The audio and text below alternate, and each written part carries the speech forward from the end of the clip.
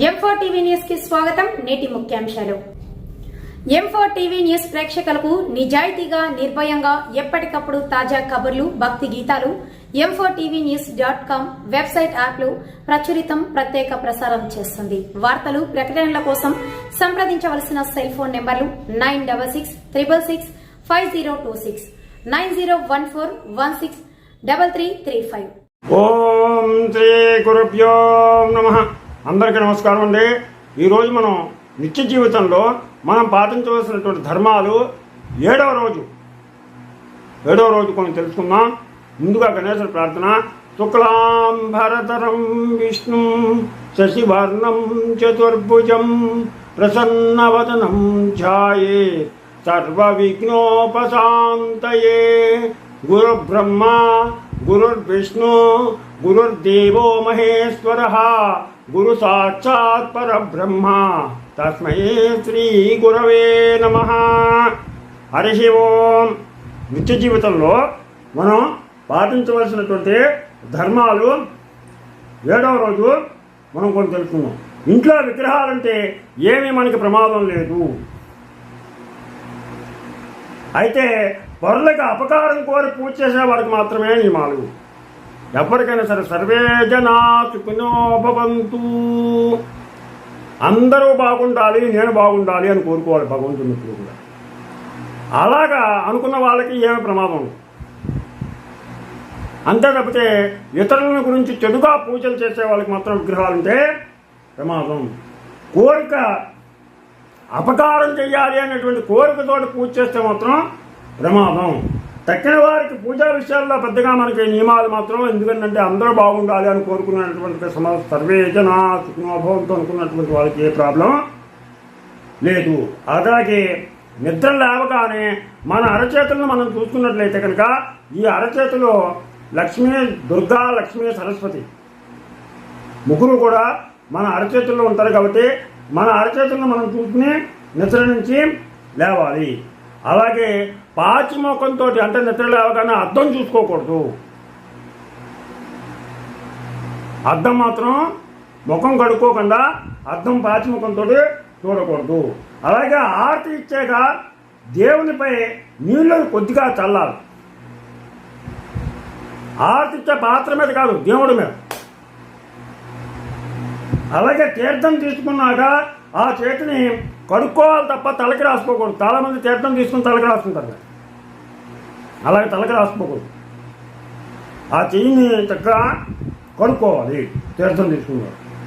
అలాగే స్నానం చేశాక శరీరం తుడుచుకొని తడిపడి తువ్వాలు కట్టుకుని పూజ చేయకూడదు.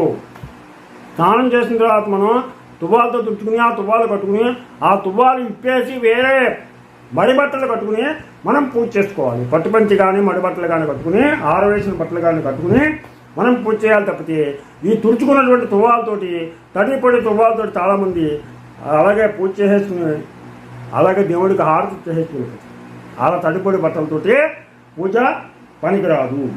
పూర్తిగా తండ్రులను తడిపి నీరు పిండి మాత్రమే కట్టుకోవాలి. అలాగే తడిపడి తువ్వాలను మాత్రం కడుక్కోకూడదు. తుడిచేసుకున్న తర్వాత ఆ తువ్వాలను చక్కగా తడిపేసి పూర్తిగా దాన్ని పిండేసి, తడి వాడకూడదు, నీళ్ళు వాడకూడదు, కిందకి నీళ్ళుకొని కింద పడకూడదు. అందుకని పిండేసి అప్పుడు కట్టుకోవాలి. లేదా వేరే శుభ్రమైనటువంటి వస్త్రాలని కట్టుకుని పూజకి కూర్చోవాలి. అలాగే ఉపవాసం ఉన్నప్పుడు, జాగరణ చేసినప్పుడు పొరల దోషాలను తలుచుకోకూడదు. ఎవరిని కూడా మనం ఇతరుల యొక్క తప్పుల్ని మనం ఎప్పుడూ ఎంచకూడదు. అందులో ముఖ్యంగా పురాణ శ్రవణం చేసేప్పుడు, అలాగే ఉపవాసం ఉన్నప్పుడు, జాగరణ ఉన్నప్పుడు ఇటువంటి మాటలు అసలు మాట్లాడుకోకూడదు. పరనంద పనికిరాదు. వాళ్ళ దోషాలని అసలు మనం మాట్లాడదు. అలాగే శివాలయంలో నందికి దగ్గరగా దీపారాధన చేయరాదు. దీపారాధన చేసే శివాలయంలో నందికి దగ్గరే పెట్టేస్తారు. అలాగే నందికి దగ్గర పెట్టకూడదు, కొంచెం దూరంగా పెట్టాలి. అలాగే తల వెంట్రుకలతో కూడిన అన్నం పండితులకి, గురువులకే పెట్టకూడదు. మనం అన్నం వండి అన్నం పెడుతున్నప్పుడు మధ్యలో పొరపాటుగా దానిలో తల వెంట్రుక రావచ్చు. అప్పుడు ఏం చేయాలంటే అది పొరపాటుగా జరిగింది. అలా ఆ అన్నాన్ని తీసేసి వేరే అన్నాన్ని పెట్టాలి. తల వెంట్రుకు వచ్చినప్పుడు ఆ అన్నాన్ని తీసివేసి వేరే అన్నాన్ని పెట్టాలి. అది పండితులకి గురువులకి అస్సలు పెట్టకూడదు. సాధ్యమైనంత వరకు చాలా జాగ్రత్తగా చూసి పెట్టాలి. పొరపాటున అన్నంలో వెంట్రుకలు వస్తే ఆ అన్నం తీసివేసి మళ్ళా వడ్డించి పెట్టాలి.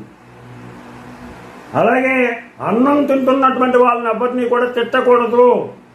కడుపు నిండేదే వాళ్ళు భోజనం చేసేదాకా కూడా వాళ్ళని ఏమీ అనకూడదు.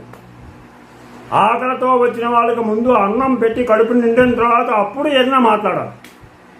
అంతవరకు వాళ్ళని తిట్టుపడవడం కానీ వాళ్ళని మాట్లాడడం కానీ చేయకూడదు. మన ఇంటికి ఎవరైనా అతిథులు వచ్చినప్పుడు అందులో భోజనం సమయానికి వచ్చినప్పుడు చక్కగా వాళ్ళకి భోజనం పెట్టి అప్పుడు కడుపు నిండిన తర్వాత కూర్చొని తాంబూలం వేసుకున్న తర్వాత అప్పుడు యోగక్షేమాలు మాట్లాడాలి.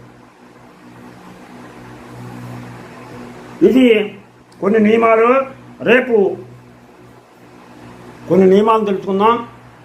మీకు నా ఛానల్ కనుక నచ్చినట్లయితే సబ్స్క్రైబ్ చేయండి. అలాగే లైక్ చేస్తారని ఆశిస్తూ మీ రాపాక వెంకట ప్రభాకర్.